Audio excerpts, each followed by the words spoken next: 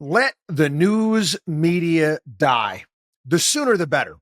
And we're being told that without journalists, without newspapers, without the news media, our country it's not going to survive. We need to have a functioning news media, functioning press in order to operate. Well, that might be true, but we don't have a functioning press. We don't have a news media.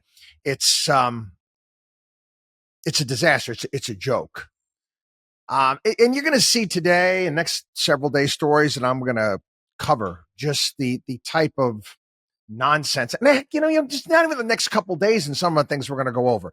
But you can go back years. You can go back to the run up to wars, whether it be the run up to the war in Iraq and the complete. Everybody got to get on the same page. New York Times, Wall Street Journal, basically doing the bidding of the people that are in power.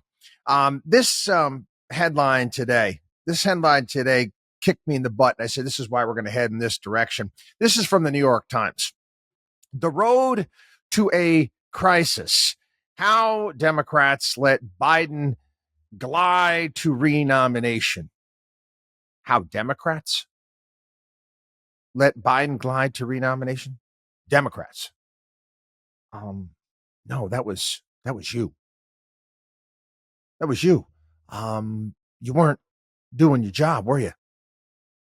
You weren't doing your job. I mean, anybody with half a brain could see what was going on. You mean to tell me that you people in these newspapers, these publications around the country, you didn't know what was taking place? You're lying to us. This is where you get your information. You have a zillion different sources. You've been running cover for the president of the United States, for crying out loud. And Jill Biden's going to be on the cover of Vogue magazine. They don't know. You just held a major Hollywood fundraiser. You didn't see what was taking place right there? Democrats? No. People, again, I'm going to have to start paying the Carlin family because I keep using his line. It's a big club and you and I ain't in it. Big business, politicians, media, the press, working hand in hand to serve their own needs. You mean to tell me the news media, they didn't know that the whole Steele document with Trump back in 2016 was a farce? They didn't know. You mean to tell me they couldn't figure it out? Looked into the fact that whole 51 was it experts? Yes, experts, CIA experts, FBI, foreign intelligence experts signing off on the Hunter Biden laptop that it was Russia disinformation. You mean to tell me they didn't know? Of course they did. You mean to tell me they haven't been able to figure out? We pointed it out right here on the program. I've yet to see a single publication, including the Wall Street Journal, point out that the fact that those same Nobel laureate economists talking about Trump's economic policy is going to lead to crazy inflation were the same economists that said that Biden's policies were going to lead to disinflation. Not one story.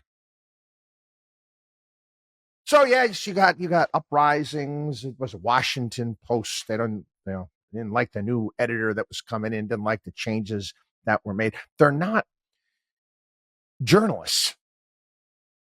Okay? They're not. I've gone over this. I've talked about my one of my favorite English classes that I had back in high school, my journalism class, Mr. Smith. I learned more in that half a year class, for crying out loud. It was an elective. Learn more than these people know today. They're pushing an agenda. We don't have a news media. So don't lament the fact that it's going away. You're going to get better information. You're going to get better information off Substack from guys like Glenn Greenwald, from guys like Matt Taibbi. And there's some guys with opinion bents to them, but doesn't mean that they're wrong. I don't always agree with Tucker Carlson, but he does bring some interesting ideas today. He does question things. I'm going to go over a couple stories today, a couple of podcasts. This is Wall Street Journal. Wall Street Journal. And they're basically front page stories that read like an editorial, pushing an agenda. That's not your job. That's not what you're supposed to do. I remember this coming to the top of my head. I think it was on Limbaugh's program years and years and years ago, making fun of journalists and the way things were going. And they were interviewing kids. And, well, you want to go into journalism? Why do you want to be a journalist? Because I want to change the world. That's not your job. That's not your job. That's like, that's like an umpire. So, well, why do you want to get involved in being an umpire? Well, because I want to lead the league in home runs. No, you're an umpire. Okay, you're not Aaron Judge. So again, your job is to report on what happens, to bring facts. Your job is not to change the world. You take your personal opinions and the biases that we all have, and a good journalist will take those and put those aside and report the story.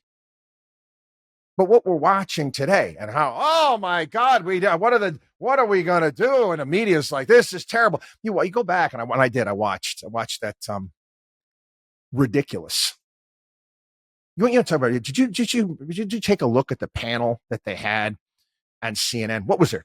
10 of them up there? 12? I don't know. I don't know how many people they had at that panel there, at the debate panel at one time. And they're all acting like they didn't know. I mean, I know David Axelrod had made comments in the past, but he was like, oh, geez, I didn't know it was this bad type. No, you did know. You did know. We all knew. Anybody with half a brain knew. And you people should be ashamed of yourself. But they're not. They're not. They had to get nice checks. They get paid well. You become a paid contributor to one of these networks, and what your job is to show up and to give a certain opinion. They're counting on you to fill that role. You are typecast, if you will. Some actors and actresses say, well, I don't want to get typecast as a role, or they'll complain, oh, I took this role and then forever people think of me as a villain, or whatever it may be. That's their job. That's what these paid contributors are. They're there to fill a role. And I've told this story before, but it's worth telling again. I was just, maybe 10 years ago, 12 years ago. I can't remember. I go back. I can find the videos from back in the day. I invited on Fox News late in the afternoon, and I was there to debate Social Security. It's a topic that I've covered here often on the program, and the need to fix Social Security. And they had some liberal professor from Occidental, California. She was on via video stream. And I remember the producers, she was attractive. They were calling her Professor Hottie. And there was myself. I don't remember. Yeah. And it was also, and Bob Beckel. So it was like me against two at the same time. And I'm sitting with Bob Beckel in the green room. And Bob Beckel, remember Bob Beckel from Fox News? He was a very bombastic left-wing guy. Very nice guy. Didn't know a damn thing about Social Security. Told me, could you explain this to me? And then when I tried to explain to him, and again, I don't have a problem debating, letting him know what direction I'm going to be heading, and my thoughts were, he got bored quickly. Sorry, I didn't mean to bore him. He wanted to talk about the book that he was reading, which was Keith Richards' book that was out. In that very same room, there was two lawyers. I don't remember what they were going on to debate. They were going on Megyn Kelly's program in the green room, and they were actually working out their argument in the green room. Like, you say this, and then I'll say this. again, I always bring up, it was like that scene from the fantastic movie The Wrestler with Mickey Rourke, where the wrestlers are, professional wrestlers are working out what the routine is going to be in the ring. This is what you're dealing with. Again, that was 10, 12 years ago. Now, it's a joke, people. And again, everyone out there, and it's something you got to teach kids. You got to be a critical thinker.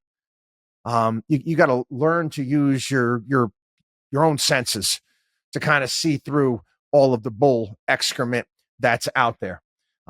Again, I pick up a story right away, and I'm saying, this is a front page story of, well, again, it used to be obvious in the New York Times, Wall Street Journal, front page articles reading like opinion pieces. Again, the sooner journals, the sooner the media just falls the hell apart, maybe we can start over, start fresh again. And I'm going to give kudos here. I find myself, because I don't watch cable news, but when I do, it's not, I'm gravitating over to, there's that new network, News Nation, where they're actually trying.